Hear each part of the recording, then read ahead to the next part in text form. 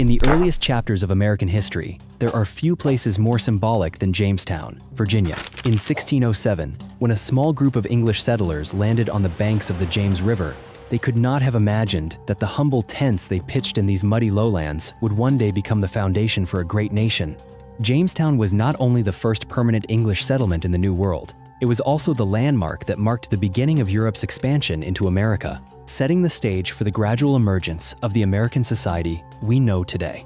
This site witnessed everything, from hope and ambition to despair, and finally, the ultimate story of survival and adaptation in a completely foreign environment. Yet, alongside its celebrated pages of history, Jamestown has also buried countless secrets beneath the alluvial soil of Virginia's Tidewater region. These secrets are not only untold stories of hardship endured by the earliest pioneers, but also real mysteries interred with the scattered bones and artifacts left across this ancient site.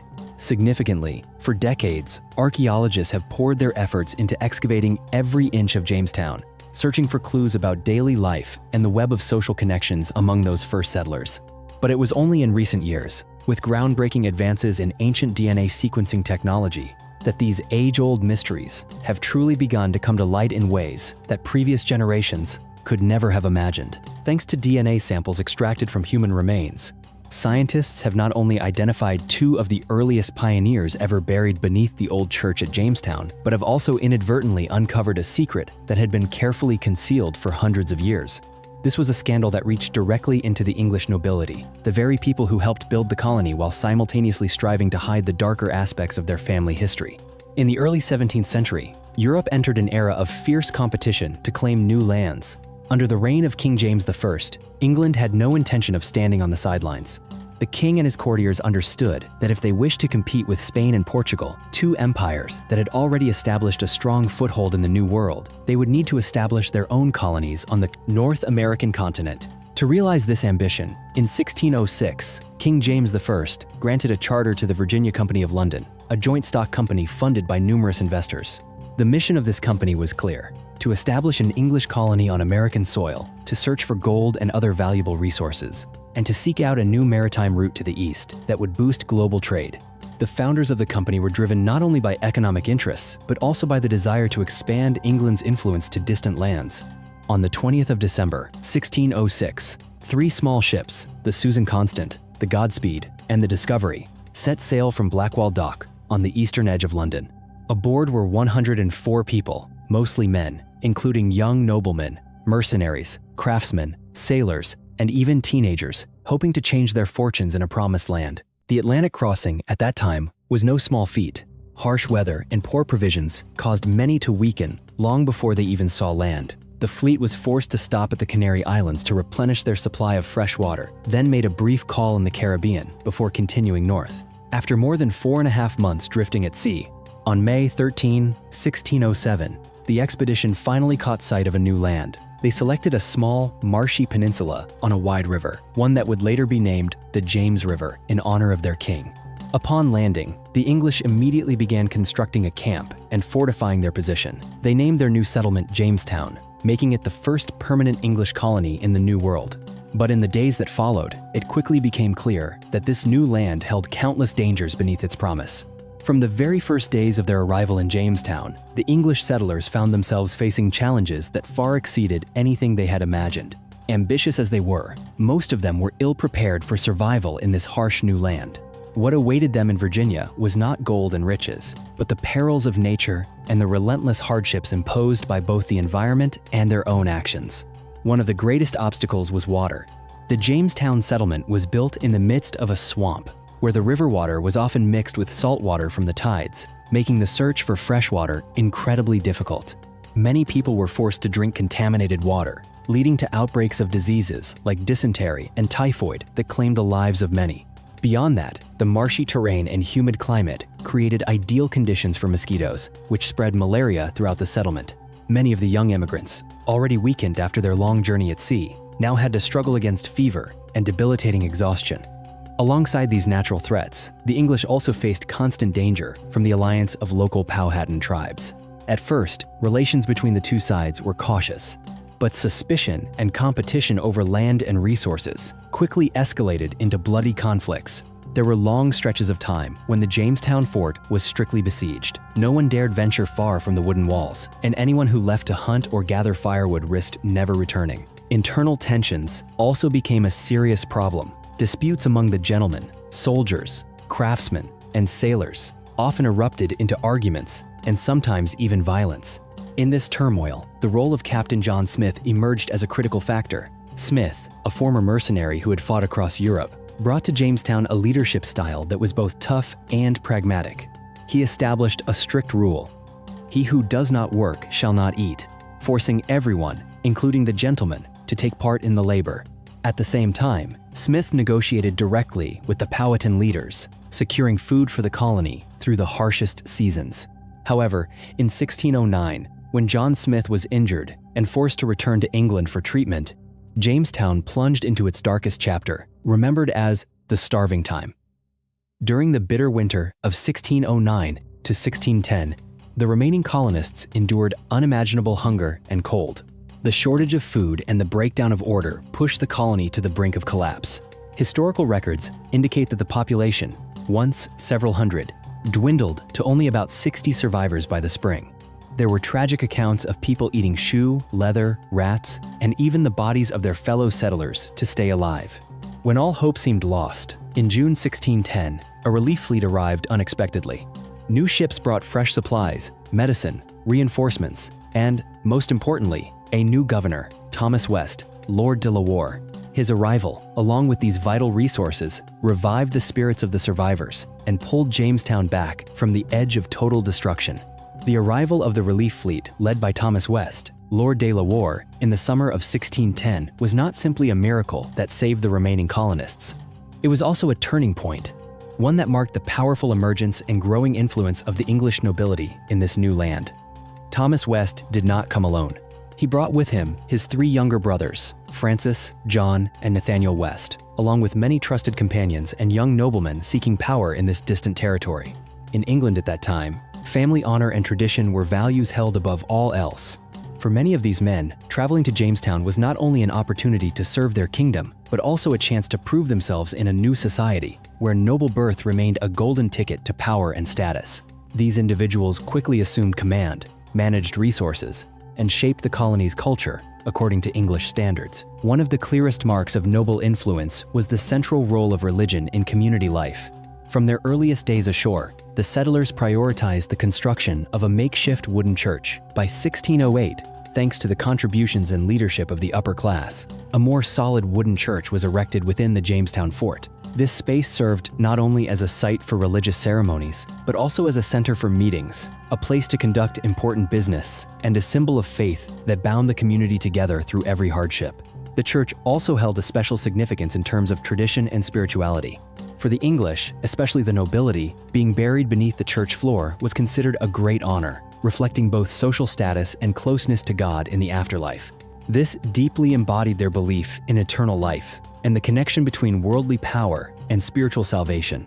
Beneath the cold earth of the church, the colony's most prominent figures, leaders, pastors, and noble officers were laid to rest with care.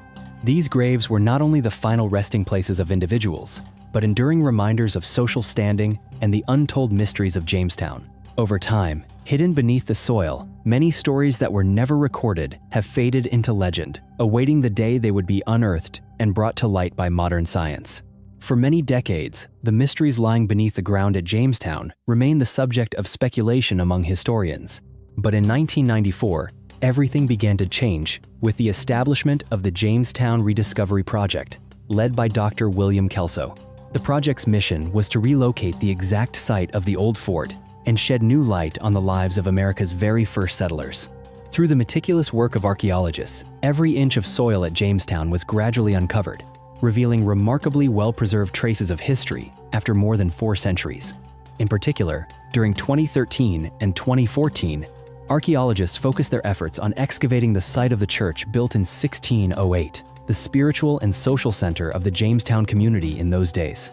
This was no easy task, as the area had been buried and disturbed numerous times over the centuries, both by the passage of time and by later construction.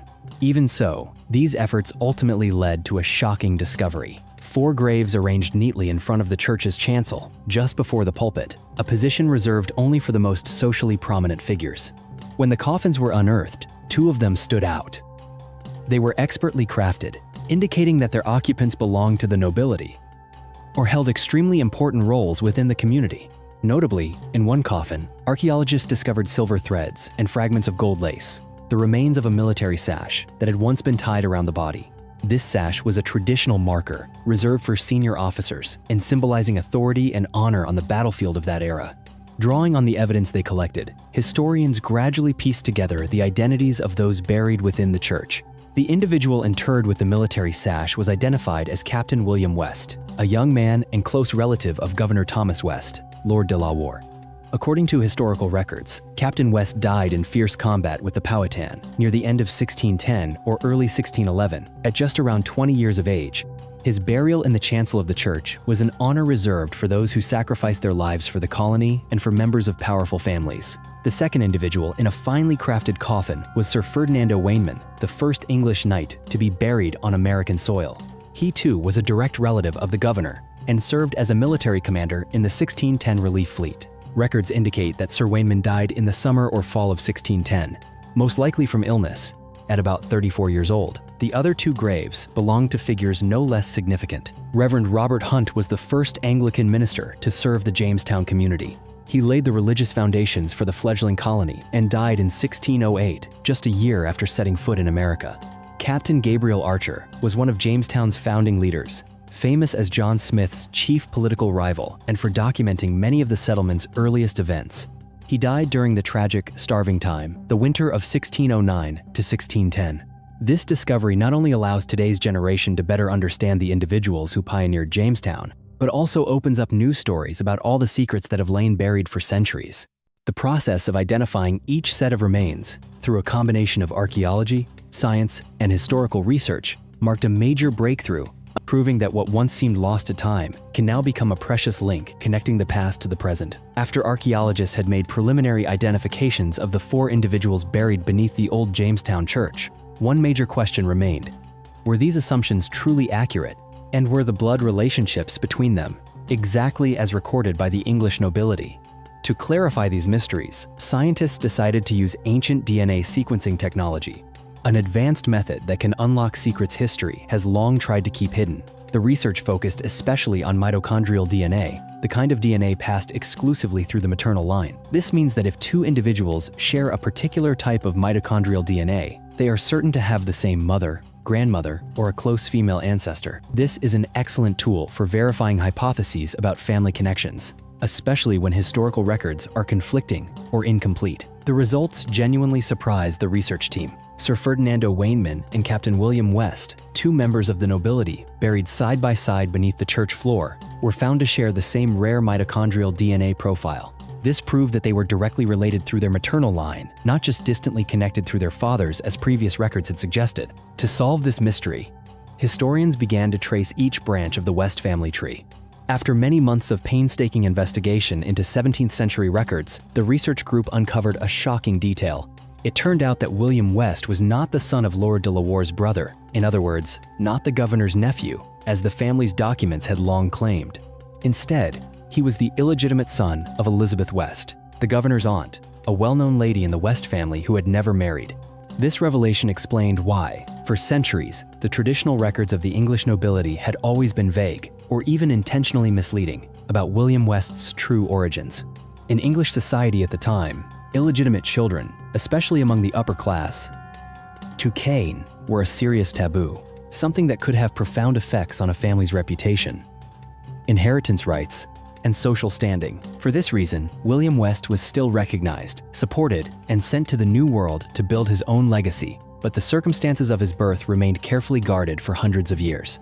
This discovery is not only historically significant for Jamestown itself, but also demonstrates the power of modern science to peel back the layers of secrecy that our ancestors went to such great lengths to conceal. The discovery of the true relationship between Sir Ferdinando Wainman and Captain William West was not only a turning point in the study of Jamestown, but also a landmark event in the history of global archaeology and genetics. For the first time in North America, scientists used ancient DNA to confirm a case of illegitimacy within the nobility. a topic long considered taboo and carefully concealed for centuries. This event demonstrates that behind every polished family tree and every proud coat of arms, there can exist complex truths and, at times, secrets that were hidden at all costs. The discovery not only deepens our understanding of the personal stories of those who helped shape America, but also opens a new horizon for uncovering historical mysteries around the world. In Jamestown, hundreds of skeletons, artifacts, and relics still lie undisturbed beneath the ground, waiting for future scientists to uncover them, using ever more sophisticated technology. And not only here, ancient castles in England, mass graves in Europe, and even indigenous sites in the Americas all hold countless stories that have yet to be explained. If you're fascinated by the unsolved mysteries of American history, or if you want to continue joining me on this journey to uncover humanity's secrets, make sure to follow the channel and stay tuned for new stories to come.